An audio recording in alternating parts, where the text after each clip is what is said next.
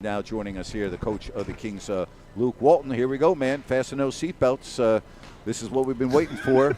How you doing? Everything good? I'm great. This is the best time of year, in my opinion. This is where the fun starts. We get to put together all the work that's been going on this summer, all the pieces that Vlade and the front office have helped bring in to make this team better, and now we get to start working, molding, enjoying the process. As you put together a team, and I haven't put together, we've obviously been on many. It's a recipe. Yeah. And as you watch from your office at the bird's eye view and you look down, is it beginning to take shape? Can you see the shape? How do you look at it right now? Yeah. So I think first of all, the recipe is right on. Okay. Not a lot of people really understand that. When you're building that team, it's not always about just getting the most talent out there. Right. It's about building pieces around what you have, and I think Vlade and Peja and company up there have done an unbelievable job of that. We have a young core that is good, yes, really good. I agree. And Vlade and them went out and signed solid vets that can not take away from what they're already trying to do, but add to it and provide leadership, toughness, defensive mindset. You look at guys like Trevor and Corey, even Dedman and what he's starting to do, and how that can impact some young guys and how they see the game, and do get them on early with some of that stuff is huge. So yeah, from up above watching down, seeing all the guys in every day, seeing Trevor grab people and put his arm around them and talk to them about things. Harrison was here, but throw him in the group of people that we brought back. Right. Harrison gets back from China. He's here 2 days later, in here in the weight room. We off the court not playing, but he's training, taking care of his body. So all these type of things as far as that recipe of building something, Vlade's done he understands it, and he's done a great job of that. Luke, as you get this group together for the first practice tomorrow, what is your biggest challenge? Our priority is going to be teaching and defense. So it's a short 2.5 days before we get to go on this trip to India, and be the first NBA teams to play over there. Pretty awesome. But we got 2.5 days. So a lot of times you go into training camp, I love all right, let's let everyone just go at it. It's going to be sloppy. Let them compete.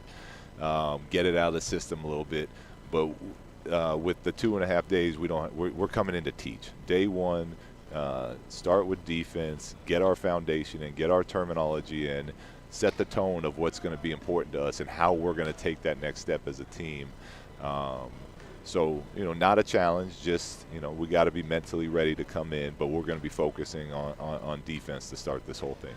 Coach, as I look at this, and I'm looking at the roster, too deep, every position. Yeah. And I personally think that when you're not top heavy as some of these other, that's how you compete in this league. Does that change your approach to, let's say, where you're picking up? Because we're talking intensity now. Yeah. Does it change your approach at all? It does. As a coach, it's always my job, our job, to see what we have and what's best for our group. There's some foundational things that don't change. You have your beliefs, how the game should be played, things like that. But I look at our roster and I see the same thing. I see depth, every position. And the first thing I think is, okay, perfect. Now we get those practices where it's, and you've been on these type of teams too. The second group is going. They're going at the first group every day, and then they're chirping, but it builds a closeness, a toughness that it can only be built by competing that hard, and you need players to do that. So we have that type of depth. As far as picking up full, we're gonna encourage our point guards, get up there. You're the first line of defense. Yep. Let's turn them. Now it doesn't need to be college every possession, but on when it's appropriate, let's get up there. Right. Corey's done it. Corey does it a lot on his own, anyways, over his career. But whoever's, if it's Yogi, if it's De'Aaron, whoever it is out there, we're going to encourage. We want to be an aggressive defensive team. There's a misconception out there that when you play at the pace that you're going to play at, that it does affect the defense. So can you talk to the fans about some of the keys of being a good defensive team and yet not affecting the pace that you play offensively? Yeah, well, I don't want to get it mistaken. We're not going to be a team that just every time the ball's through the net, we're throwing it ahead and quick shots. Right. We want to be smart about it. Like we're always looking. It's there's a rhythm to it. We want to be able to get our stops. I feel like when we get stops, that's when we're a jailbreak team. I mean, we got the athletes, we got the guards, get out and run. But if a team scores or we're taking the ball out of bounds, after a dead ball, we want to be able to flow, because we also know, look, this is a journey we're on, and if we want to not only get to the playoffs but then win in the playoffs, we have to be able to execute. So we can't just be a team that's throwing the ball and playing as fast as possible all the time. We have to be able to score in the half court, because as you guys know, you get to the playoffs. That's right. We all love playing fast, but teams take that away. They'll take away your biggest strength. Yeah. So we have to start working on execution and understanding the difference of when we're in a jailbreak, a fast break, when we're transition and it's more of that secondary offense, and then when it's just straight, we're coming down to execute a play right now. So all those things are very important to build on. We're going to play fast. We're going to shoot. We have great shooters. We're going to space that floor, and we're going to shoot threes. But a big part of the spacing the floor and shooting threes is penetrating the defense still. I don't want the ball swinging perimeter, side to side without penetrating that defense. So we want to open lanes for Fox, for Marvin, Harrison, guys like this, Bogey, to get in the paint. If you want to stay home at our shooters, that's fine. We'll take the layups all day long. But once we collapse that defense, those are the threes we want. As I listen to you, Coach, it's something that I said. I don't know exactly if you're saying it, but I think I'm getting it out of there. I said last year that this team was talented, but they didn't know how to play basketball.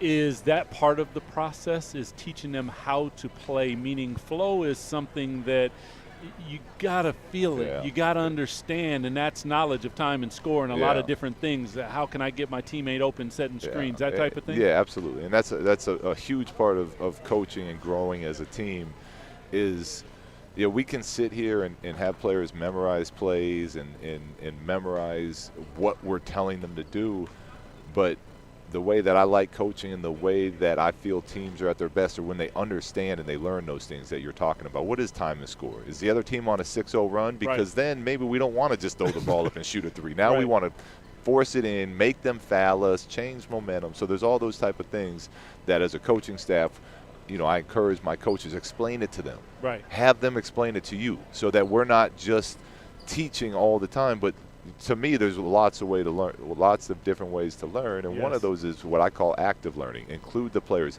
Have the players lead us in a film session. Have the players, break down a drill and explain the drill as if they were the coach. And that now players start to understand that stuff, and it takes everyone a different amount of time to figure it out. Yes. Now, when you get the whole group that understands it, now you're ready to really take, even another step. But we're going to be patient. We understand we have some young guys that have a lot of learning to do still. But, again, it goes back to bringing vets. Because, as you know, coaches talking to you is like parents talking to you. Then you have your peers. It's why, and now as a father, and you are too, you watch who your kids are hanging out with, because that's a huge influence on who they're going to be and how they're going to do things. Right. And I can't speak enough of why and what an unbelievable job our front office did of bringing in peers that are going to be like, look, this is how you win. Corey, champion. Trevor, champion. Harrison, champion. And they know what it takes. Yeah.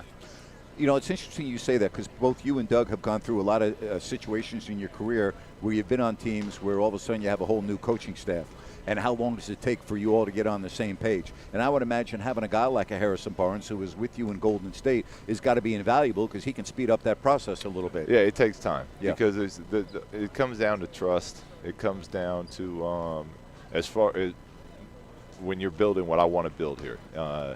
It comes down to trust. And the only way to get that trust is to earn that trust. And the only way to earn that trust is to put time in, showing the guys that we are here. We're here to help. We're here to hold accountable. We're here to challenge you guys. But we're here to make you guys, give you guys the chance to live, your dream out and try to win together. And everyone says that. It takes action to really prove that. So if you, to your point of having Harrison knows what I'm about. You know, Sure. I've put in that time with him in Golden State. Trevor knows what I'm about. I've played with Trevor. We've sacrificed together. We played the same position. This same Right. thing Yeah. me and you were talking about earlier about the depth and going at each other. I was starting earlier that year. Trevor came in. He should have been starting. He was better with that. We won a championship together. Right. And even though me and him competed every single day, we had each other's backs when it was time to play in games, and that's what we're looking for. So to get that helps with the buy-in from other guys earlier. Now it still takes us doing the work, and it still takes time, but hopefully having guys like that will help speed it up. You know, what you're speaking about, in my opinion, is by some coaches is an overlooked invaluable piece, because I saw you take the coaches on a retreat. Those are invaluable things that I get to know you on a personal level. Yeah. I care about you different. It does different things. Speak to what a trip like this can do to a team, especially a young team. Yeah, it's huge, because and it's huge if we take advantage of it. If we Yes. all go there and everyone stays in their own room and sleeps, and Right. we don't, then it's you know, at least bonding wise, we don't get the most out of it.